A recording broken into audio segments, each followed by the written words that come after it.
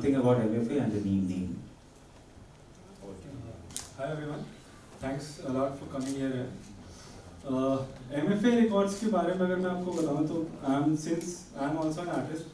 तो MFA records stands for Music for All Records. तो basically ये सारे आर्टिस्ट के लिए एक प्लेटफॉर्म है जिसमें हम सिर्फ ना आर्टिस्ट का सिर्फ ऑडियो या विजुअल ही नहीं, उनको हम थोड़ा सा मतलब ओवरऑल 360 डिग्री नर्चर भी करते हैं in terms of audio as well as visual. आपका टैलेंट देखते हैं अगर आप if you are a really talented guy, if you are a really talented musician, तो my team puts you on board and will definitely try to put you and your talent together in the together in the market, and आपके overall जितने भी A to Z जितने भी aspects of development होते हैं उसको we are all already targeting upon right now, and जितने भी अच्छे artists हैं we are already welcoming them. तो MFA का सिर्फ बेसिकली यही है कि हम सिर्फ वीडियोस या उनके टैलेंट्स को पुट क्रॉस नहीं करते, उनके टैलेंट्स को इन terms of audio visual, in terms of anything, it might be anything, हम लोग उनको पूरा ओवरऑल 360 डिग्री तरीके से नर्चर कर रहे हैं एंड देन उनका एक प्रोडक्ट जो है हम लोग उनको मार्केट में प्लेस कर रहे हैं. That's it. टॉकिंग अबाउट नीम, मैंने जब ये पहली बार गाना सुना, इस गाने को बहुत अच्छे से कंपोज, बहुत प्यारे तरीके से कंपोज किया हमारे शिवराम सर ने. इनका मैं जब शिवराम सर से जब मिला तो जब मैंने गाना सुना तो एक होता है ना गाने में एक बहुत एक्साइटमेंट और एक क्लिक होती है कि यार ये गाना बहुत अच्छा है. तो मैंने शिवराम सर को एक ही चीज़ बोला, सर मुझे ये गाना चाहिए एनी हाउ, क्योंकि I won't reveal the name of the movie as well, but ये आई गेस सर कुछ किसी मूवी में भी गदर 2 में, वाओ गदर 2 में गाना गया था, बट मैंने बोला सर मुझे ये गाना प्लीज चाहिए, अगर पॉसिबल है तो give me this song, I will make sure कि ये मार्केट में एट इट्स बेस्ट प्लेस हो. तब शिवराम सर ने मेरे कैपेबिलिटी या मेरे जो भी उसको बोलेंगे उन्होंने मुझे पहचाना, मेरे विजन को पहचाना और उन्होंने फाइनली मुझे गाना दिया. बट इस गाने को क्योंकि बहुत थोड़ा सा ज़्यादा टाइम लगा, क्योंकि अच्छी चीज़ों में टाइम लगता है ऑब्वियसली, तो हमने ये गाना अप्रॉक्सीमेटली 1 to 1.5 मिनट्स में मंथ्स में कवर किया है. एंड एक होता है ना कि कुछ चीज़ों में टाइम लगता है तो लास्ट में इट्स ऑल वर्थ इट. तो I am very sure and my team is also very sure कि आप लोगों को गाना बहुत पसंद आएगा. शिवराम जी, सबसे पहला सवाल आपसे बनता है, गाना सुनने के बाद जो आपने टाइटल रखा है नीम नीम, ऐसा लगता है क्यों ना शहद शहद हो, क्योंकि इतना मिठास है, इतनी मेलोडी है गाने में, सही में सबने काफी एंजॉय किया, हर किसी ने तारीफ किया, इसके बावजूद आपने नीम नीम रखा. नीम प्रतीक है कड़वाहट का, क्या कहेंगे? कड़वाहट के ऊपर शहद है, राइट. और कंपोजिशन भी आप देखेंगे बहुत मीठा है. तो टाइटल तो मेरे ख्याल से आपने चूज किया है. आपने सर हम दोनों आपने ही चूज किया. लेकिन ये शब्द इतना अच्छा है ना कि कोई भी इसको अच्छे से सुन सकता है गाने को और एंजॉय कर सकता है. रही बात कंपोजिशन की, तो 2000 से 2015 का ऐसा दौर चला है कि गाने सिर्फ शब्दों पे आते थे, कंपोजिशन नहीं होती थी उसमें, सिर्फ रैप और ये वो सब चल रहा है. सो लोग अभी धीरे धीरे उस चीज़ से ऊब रहे हैं और वापस वो मेलोडियस जोन में जो 70-60 का दौर था उसमें आ रहे हैं वापस. अभी के गाने देखेंगे आप तो बहुत मेलोडियस गाने आ रहे हैं, कंपोजिशन बहुत अच्छे आ रहे हैं, राग बेस्ड कंपोजिशन भी आ रहे हैं. तो इस हिसाब से ये मेलोडियस कंपोजिशन ये लंबे समय तक चलने वाला कंपोजिशन है और इस हिसाब से हमने इसको कंपोज किया है.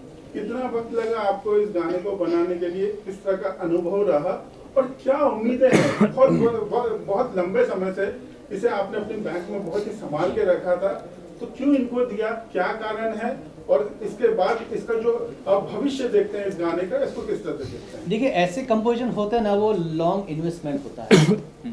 आपके फास्ट गाने होते हैं ना, वो शायद मेरे ख्याल से 2-4 महीने गाने बजते हैं, डांस जहाँ पर होता है वहाँ बजते हैं, सीजन जैसे चेंज होता है वो गाना दब जाता है. लेकिन ये ऐसे मेलोडियस गाने आज भी हम लोग 70-60 के गाने क्यों सुन रहे हैं? Because there was a melody. उस गानों में मेलोडी थी, उस गानों में राग थे, उस गानों में एक अच्छी कंपोजिशन थी. तो ऐसे गाने जो होते हैं वो लंबे समय तक चलते हैं, सालों साल तक लोग सुनते हैं. और पहले भी बताया मैंने कि काफ़ी सारे लोगों ने इस गाने को मांगा है मेरे पास, लेकिन पता नहीं मुझे कहाँ क्लिक हुआ. जैसे बताया इन्होंने कि गाने पे लिखा है प्रोड्यूसर का नाम. तो ये गाना इनके साथ ही क्लिक हुआ कि यहाँ इस गाने को ही पहले करेंगे, क्योंकि ये गाना ऐसा है ना कि शायद इस गाने से ये कंपनी को भी बूस्ट मिल सकता है और इस कंपनी में जो भी काम करते हैं, इस गाने से जो भी जुड़े हैं, उनको भी शायद एक अलग नया बूस्ट मिल सकता है। अनुराग जी, आपसे सवाल है, आप खुद एक बहुत ही टैलेंटेड बंदे नजर आ रहे हैं हमको, बहुत अच्छा गाना भी गाते हैं आप, आपकी कंपनी भी है, आप चाहते तो खुद इस गाने को गा सकते थे, इतना मेलोडियस सॉन्ग है, क्या कारण था आपने यासिर जी को चुना? सर एक चीज़ होती है कि अगर हर बंदा हर चीज़ कर रहा है तो फिर बाकी क्या करेंगे, एंड ये एक चीज़ है। दूसरा ये था कि मैंने जैसे बताया कि मैं यासिर भाई का बहुत बड़ा फ़ैन रहा हूँ। एक गाना आपको सुन के पहले नज़र में उसका टेक्सचर पता चल जाता है कि ये गाना एग्जैक्टली कौन गाएगा या किसके लिए बना है। तो जब मैंने ये शिवराम सर से पहली बार गाना सुना तो मैंने पूरा गाना भी नहीं सुना, मैंने आधे गाने में आई मेड माई माइंड कि ये गाएंगे तो यासिर देसाई गाएंगे। तो इस तरीके से हमने फिर डिस्कशन किया एंड हमने थोड़ा सा स्क्रैच गवाया भी, तो the song was apt for him. मैं अगर गा देता तो हो सकता है उतना बूस्ट ना मिल पाता जितना यासिर भाई के गाने पे मिल सकता है। तो चलने के लिए पहले किसी की उंगली पकड़नी पड़ती है। राइट। एमपीए ने जो इतना स्ट्रॉन्ग प्लेटफॉर्म क्रिएट किया है, इसका भविष्य किस तरह से देखते हैं आप, और इससे लोग क्यों और कैसे जुड़ेंगे? To kindly correct you, it's MFA as in music for all records. MFA का again as I told, MFA का सिर्फ मोटिव आपका टैलेंट डाल नहीं देना है प्लेटफॉर्म पे। हम आर्टिस्ट को overall 360 degree, he is my business head, तो हम दोनों जब प्लेटफॉर्म बना रहे थे तो हमने यही आई गेस मोटिव हमने ये रखा था कि हम आर्टिस्ट को 360 डिग्री डेवलप करेंगे। राइट, 360 डिग्री डेवलप करेंगे, विच मीन्स कि आपके ऑडियो से लेकर आपके विजुअल्स तक, आपके गाने तक हम आपको हर चीज़ का प्रॉपर प्रोफेशनल से सजेशंस दिलवाएंगे। आपके गानों को एक बहुत 10x10 का प्रोडक्ट बनाएंगे, देन आपके गाने को हम लोग पुश फॉरवर्ड करेंगे इनटू द मार्केट। तो उससे क्या होगा, आर्टिस्ट को एक बहुत ज़्यादा मोटिवेशनल फैक्टर मिलता है, क्योंकि लेबल पे सिर्फ गाना दे देने से आई डोंट थिंक कि कुछ होता है, as far as I believe. तो यह हमारा मोटिव ये है कि सिर्फ पुट अक्रॉस ना करके 360 डिग्री एक ओवरऑल एक टैलेंटेड आर्टिस्ट को बूस्ट करना मार्केट में। मनमीत, आपसे सवाल है, आप वैसे तो बहुत खूबसूरत है, गाने में और भी सुंदर लगी है। ये जो रोल एक तरह का गाना एक पूरी कहानी बता रहा है, जहाँ पर आप धोखा देकर चले जाते हैं, लोग आपको याद करेंगे, इस बारे में आपके क्या रिएक्शन है? सर पता नहीं, एक इस गाना मैंने पहले भी किया था, उसमें भी मैं धोखा दे रही हूँ। मतलब भोली सी सूरत है, फिर भी लोग पता नहीं मुझे ऐसा क्यों सोचते कि मैं धोखा देने वाली लड़की हूँ। ओके, सो बेसिकली इसमें लेकिन मैं धोखा नहीं देती हूँ, वो थोड़ी फैमिली प्रॉब्लम होती है। जैसे आपने देखा होगा कि मुझे फ़ोन आता है, सारी लड़कियां यही बोलती हैं सर। अब्बा नहीं मानेंगे, अब्बा नहीं मानेंगे गाइस। मैं गलत भी थी, वो फैमिली गलती लड़कों की होती है। जतिन, आपका अनुभव कैसा रहा शूटिंग के दौरान, खासकर मनमीत के साथ काम करने के? आई थिंक बहुत ज़बरदस्त एक्ट्रेस हैं। मैं इनसे पहले कभी मिला नहीं था, फर्स्ट टाइम हम सेट पे मिले। इनका काम मैंने पहले देखा है एंड जब इनके साथ काम किया, एक अच्छा एक्टर जो होता है सामने से आपको वो हेल्प करता है जिसकी वजह से आपका सीन आपकी परफॉर्मेंस अच्छी निकलती है एंड सो पता लग जाता है। She is amazing actress. Mayur, आप कुछ पूछना चाहेंगे? कपूर साहब के लिए ऑब्वियसली आपने जैसे बताया गाने की जो बोल है, जाहिर है जो युवा फिल्म का गाना है, सबसे पहले तो उसकी याद दिलाता है। मुझे एक मीठा गाना था जो माधुश्री ने बहुत अच्छी तरह गाया था, यहाँ पे ऑब्वियसली जो शब्द है वो यासिर देसाई की आवाज़ में है, एक अनोखा हमें अंदाज सुनने को मिल रहा है उनकी आवाज़।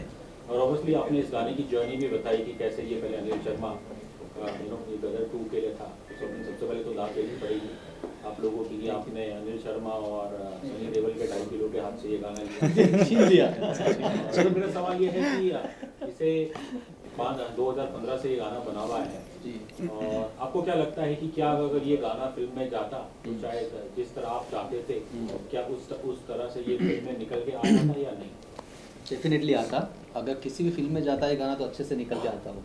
लेकिन अभी भी बता रहा हूँ कि शायद कई कंटेंट ऐसे होते हैं अच्छे, जो जब तक आप उसके अंदर इन्वॉल्व ना हो लास्ट तक, तब तक आपको पता नहीं चलता कि ये मार्केट में आएगा कि नहीं। बहुत सारे ऐसे गाने हैं, मेरी काफ़ी सारी फिल्में आई हैं ऐसी जिसमें मैंने काफ़ी गाने बना के दिए हैं, लेकिन वो फिल्में आज तक नहीं आई। वो कंटेंट फिर दब जाता है, अच्छी चीज़ें रह जाती है, राइट। तो अगर मेरे पास बंदा आता है या कोई ऐसा प्रोड्यूसर आता है कि सर इसको हम साथ में काम करके आगे लेके जाएंगे, तो definitely I will work with them, right. और अनुराग में मुझे वही चीज़ लगी कि ये एक सही में गाने को आके लेके जाए। दूसरी क्या बात है, कंपटीशन इतनी सारी है आज म्यूज़िक को लेकर। आप देखते हैं रोज़ यूट्यूब पे कम से कम 2 से 2,500 गाने आते हैं। आपका गाना कहाँ है आपको पता ही नहीं है, इतना कंटेंट आता है मार्केट में। तो आपका गाना कहाँ, प्रॉपर मार्केटिंग होगा इस गाने का, प्रॉपर सिंगर से गवाएंगे, प्रॉपर इसका म्यूजिक अरेंजमेंट्स होगा, इसका प्रॉपर मिक्सिंग होगा, इसका प्रॉपर वीडियो बनेगा। ये जब तक आपको नहीं लगता तब तक मैं गाना देता नहीं हूँ किसी को। और वजह यही है कि अच्छी चीज़ दब जाती है अगेन।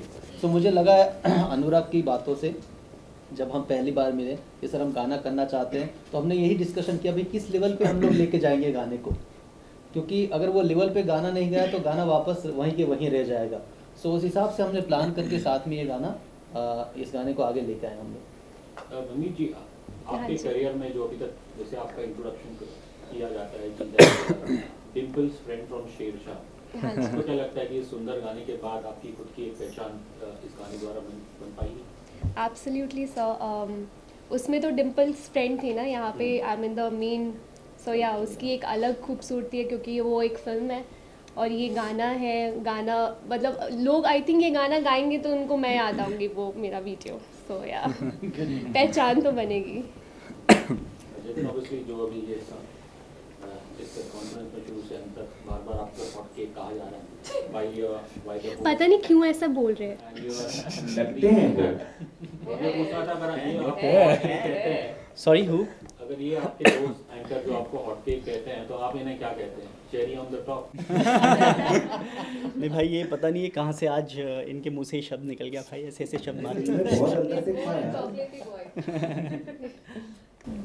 मतलब आज पहली बार ये शब्द निकले, आप दोनों एक दूसरे को कुछ नेम नहीं देते। नहीं नहीं नहीं नहीं। फिर आपके करियर में इस गाने की क्या अहमियत है? आई थिंक आपके करियर में जो भी काम आपको आता है उसकी हर चीज़ की बहुत ज़्यादा अहमियत रहती है, वैल्यू रहती है। यू नो हर एक स्टेप की एक अहमियत होती है। तो डेफिनेटली ये भी एक बहुत बड़ा टर्निंग पॉइंट होगा। मैं हर काम को ईमानदारी से करता हूँ, जो भी आता है सामने, जो भी अच्छा लगता है दिल को। एंड उसकी you know first I have to like it, I have to love it. अगर मुझे पसंद आ रहा है मैं कर रहा हूँ, और डेफिनेटली वो चीज़ आपको आगे लेके जाती है। एक आखिरी सवाल आप दोनों से, आप दोनों युवा हैं, जैसे कंपोजर साहब ने कहा कि इस दौर में यू नो तरह तरह के म्यूजिक सुनने मिलते हैं, खासकर अगर हिंदी सिनेमा में देख या इन द प्राइवेट स्पेस, तो कई बार उसमें शायद थोड़ा loud music, you know rap वैप जिसका अपना एक स्वाद है, लेकिन वो कितना उस जॉनर के रूट से कनेक्ट करता है, आई थिंक उस पर हमेशा डिबेट हो सकता है। बट एज यूथ आप कैसे देखते हैं जो म्यूजिक रहा है पिछले 5-7 साल में? भी अक्सर कहते हैं कि हिंदी सिनेमा का जो डिक्लाइन हुआ है, one of the reason is that कि गुड म्यूजिक आता नहीं है। तो but you guys being youth, आप कैसे देखते हैं चीज़ों को? डेफिनेटली अगर आप देखेंगे जो पुराने ज़माने के सॉन्ग्स थे, लाइक जो हमारे किशोर कुमार साहब के टाइम के, या यू नो उनकी तरह और भी थे, उनका मुकाबला आज कब कोई म्यूज़िक नहीं कर सकता, ना कभी हो सकता है। वो समझो वो चीज़ उस टाइम भी ज़िंदा थी, आज भी ज़िंदा है, आगे भी ज़िंदा रहेगी। लेकिन जो आजकल म्यूज़िक आ रहा है, ठीक है वो थोड़ा टाइम पास के लिए ठीक है, थोड़ा सुन लेते हैं, लेकिन वो आपको इमोशनली मूव नहीं करता है, यू नो मोटिवेट नहीं करता है, इंस्पायर नहीं करता है। सो ठीक है, आज की यूथ थोड़ा बहुत लाइक कर रही है उसको, बट डेफिनेटली उन सॉन्ग्स की वैल्यू अलग ही है। सर आई एम अ पंजाबी। मुझे पंजाबी गाने जो आजकल बहुत ज़्यादा ट्रेंडिंग है, मुझे बेहद ज़्यादा अच्छे लगते हैं। पर एक टाइम होता है शाम के बाद ना, आपका थोड़ा आराम वाला मूड होता है, जब आप वैसे गाने नहीं सुनना चाहते हो, आप सुनना चाहते हो इस तरह के गाने। और अगर मुझसे कभी कोई ये पूछेंगे कि आपका फेवरेट गाना क्या है, तो मैं कोई वैसे गाने को नहीं बोलूँगी this is my favourite song. एक वैसा गाना रहेगा, सॉफ्ट सूदिंग सा गाना, जो आपको हमेशा याद रहेगा। और आई थिंक फेवरेट गानों में हम वही सारे गाने बोलते हैं। तो शायद ये Neem Neem is one of those songs जो लोगों का फेवरेट गाना हो सकता है। उसके apart from this wonderful song, आप दोनों आजकल कौन सा गाना लूप पे सुनते हैं? मैं honestly I kid you not, मैं अभी रेडी भी हो रही थी, आई वॉज लिसनिंग टू नीम नीम। मैं रास्ते भर में नीम नीम नीम नीम सुनते हुए आई हूँ। Apart from this song I think कुछ इस तरह इज़ माई फेवरेट। अभी अगेन पुराने गानों की बात करूँगी मैं, आजकल के गाने मैं भूल गई, लिरिक्स भी नहीं पता, कुछ नहीं मालूम मुझे। मैं हाँ पंजाबी गाने बहुत ऑफ कोर्स, बट देन वो पार्टी वाला keep it aside, not the favourite. But again और मेरा है मैं तेनू समझावा कि राहत फ़तेह अली खान जी का, तो मैं उस तरीके के गाने सुनती हूँ। नहीं, पंजाबी गानों के भी लिरिक्स इजी है, गुची, अरमानी, कुछ। रिवॉल्वर, मैं तेनू बंदूक, समझावा कि- गाड़ी, हाँ इजी है यार, लिरिक्स इजी है। मैं वही चीज़ कही है कि आई नो बट फेवरेट नहीं बोल हाँ, सकते, पर मैं तेनू समझावा कि is like it's a Punjabi song yes also, yes yes yes. Punjabi भी है, सॉफ्ट भी है। जतिन, आपके लूप में क्या चलता है आजकल? See I am a big fan of Arijit Singh sahab, and उनका तो बस उनके सारे सॉन्ग सुनता रहता हूँ, लूप पे वही चलता रहता है, कार में हूँ, कहीं हूँ, ऑफिस हूँ, काम कर रहा हूँ कहीं, बस। जतिन सर, मैं आपसे जानना चाहूँगा, यारिया वन से आपकी इमेज रही वो एक चॉकलेटी बॉय की रही, यहाँ पे भी आपको हॉट केक कहा गया, लेकिन इस गाने के लिए आपकी क्या प्रिपरेशंस थी, हम जानना चाहेंगे। ऑनेस्टली स्पीकिंग इस गाने की मेरी कोई प्रिपरेशन थी नहीं, ये केक और chocolate because I was like मैंने जैसे पहले भी बताया कि मैंने पहले भी बताया कि मैं डायरेक्टली सेट पे गया जब मैंने फर्स्ट टाइम ये सॉन्ग सुना था, because I was busy in one of the shoot, तो वहीं सुना और वहीं जो डायरेक्टर साहब की जो गाइडेंस थी उसके हिसाब से शूट की। सो आप लोगों को अच्छा लगा ना? बहुत बस बढ़िया। ठीक। जतिन, आप यारिया वन का पार्ट थे और Yeah. यारिया टू आने वाली है, उसका ट्रेलर, आपका उसके प्रति क्या रिएक्शन है? See, I am not a part of Yariyan 2, but definitely it is gonna be very big hit. Not because Yariyan 1 hit थी इसलिए Yariyan 2 hit होगी.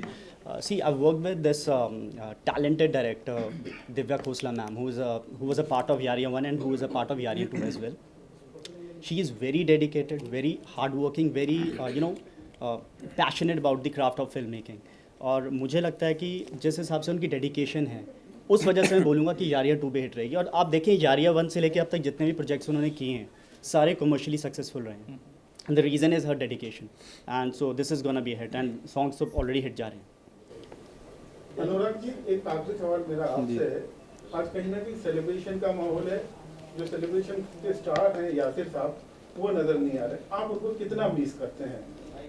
मैंने सबसे पहले जब मैं एंटर हुआ तो मैंने यही बोला कि शिवराम सर को कि सर यासिर भाई is not able to make it, तो हम लोग बहुत ज़्यादा ऑब्वियसली सैड फील करेंगे, क्योंकि I have been a fan of Yasir भाई सिंस वेरी लॉन्ग, बट उनका आज इस इवेंट में ना होना ऑब्वियसली डेफिनेटली हम लोग के लिए बहुत ज़्यादा खल रहा है, क्योंकि गाना उनका है और due to some urgencies he is not able to make it today, but yeah हम लोग बहुत उनको मिस कर रहे हैं। Thank you so much. Thank you. Done? Yeah. Thank you so much. Thank you so much. Thank you, Thank you so much everyone for Friends being and here. family. Big hand, big hand. Thank you so much. Everyone. Thank you so much. और